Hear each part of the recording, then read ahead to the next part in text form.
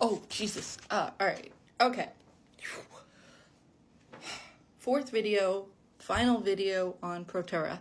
We are going to talk about their odd behaviors. And if you've lasted this far, congratulations. You're as crazy as I am.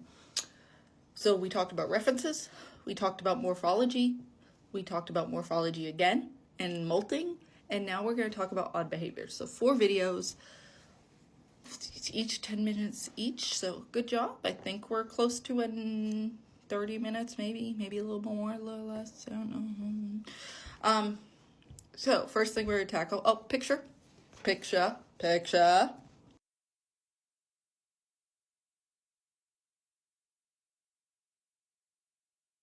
And in that picture, I have highlighted all the unique features that I discussed in the other video with the same colors that I did.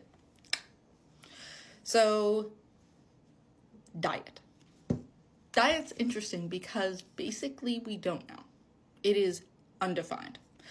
We know what we have fed them in a lab. We think we know what they eat in their environment, but it is still iffy. For the most part, it's believed that they eat fungus. It's believed that they eat decaying liquids. And then one source, which I will disagree completely, but I am not a Protura expert, says that there is some cannibalism. Or no, predatory, not cannibalism. Oh my God, I'm having a rough night. The popcorn's not helping. That there's some predator food source that it basically said it was chasing a springtail. Okay? But most people, like 90% of the academic sources say fungi. But this is because this is what they were fed in the lab. Okay, so there is some definite undefined disagreement here. So we'll go with, we know we have documentation that they eat fungus.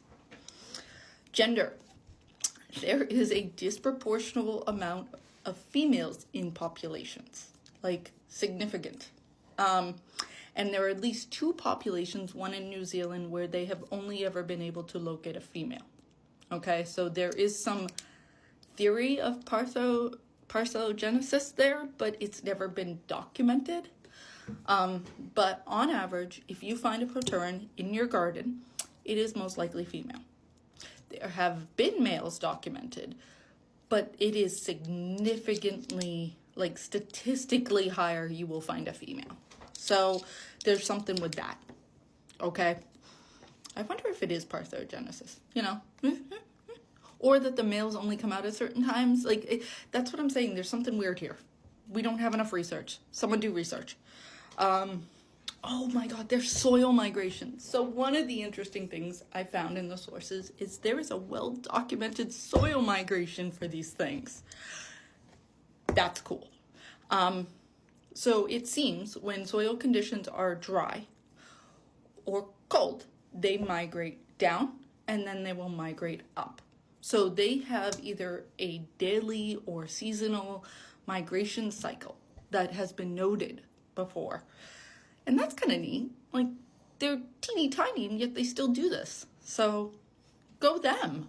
But that was neat. Like, it's something so little that you would never think, but they have a migration pattern. And it's documented. That is so freaking cool. Yeah. Okay. And now the other 2 behaviors. The blog that I mentioned, Choas of Delight or something like that, I'd mentioned in the very first video, has a video of this. We don't even know why they do this behavior, but it is called Telsin pumping, or they believe it's abdominal breathing. We don't know what it is, but there is a video, and basically what it is they pump their Telsin in and out, so their butt wiggles, basically. We don't know why they do it. It's really cool it's been documented because it's not well documented. So to see a video of this behavior was so amazing. So if anybody can ever contact this blog person, or if this blog person is watching me, you need to put that somewhere else so other people can access that video. Email Galati or someone so that they can record this. Like, you better have that saved on the internet in like 50 different locations because it's so rare. So yeah, we don't know why they do it. It's really cool to watch it. And the next is the contentious one. There is documented, and mostly by Wootton, a defensive behavior where they will curl their abdomen up kind of like a scorpion based off what I was reading. Don't know. It's not been recorded other than written down. So, Choas of Delight, if you can record that, that would be great too. They basically wave their butt, but they wave the glands. So those glands that I was talking about in the abdomen, they wave them. And then again, the secretion. Now he saw this happening with a springtail, so maybe there's something there. It's labeled as a defensive behavior. So that's their odd behaviors. In a nutshell, I'm going to go over the phylogeny.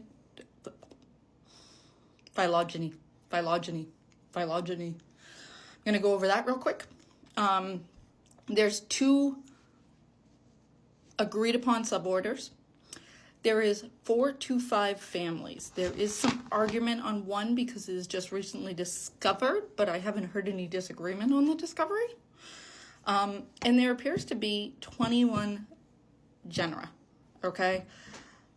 Species, the numbers range from like 150 to 800, okay? Safer bet, I'm going with 700-ish, okay? Just because, again, the sources, they're all over the place on this. Some of them, and again, some of the sources are older. So based off the new studies, or the new papers publishing the new species, I think we're safe to say it's 700. It is the smallest described order in hexapoda. So that kind of makes it easier. Okay. The defunct clades. It used to be part of 3 different clades, and the last one is still kind of argumented. So the first one is from Parsons, and that is the Zygomatorma, and that's the silverfish. Then there is the Sisanaura, which was silverfish, firebrands, springtails, and them. Both of those are gone now. Zygentoma is now its own order, its own class, with them over there, the jumping bristletails or something. So it's been like completely reused. And basically anything that wasn't in that got ripped out. And the Thesaura is the same thing. They basically ripped everything out and put it under, reorganized it. And so some things went into Zyga and some things went here into like the non-basal hexapoda or the basal hexapoda. And then they Henning lumped them in with Cambola. Wow. I meant to say springtails, but then I merged it because why not? He lumped them in with springtails, and that was Ellapura. Yeah. But that has been, if the new study is accepted, that's gone too now because the springtails are more closely related to two-pronged bristletails, and Protura is now closer to Echinognathia, which is silverfish and jumping bristletails. So we'll see. I'm sure someone's going to do a new study. So there you go. There is everything I know in my warm vomit on goneheads. Thanks.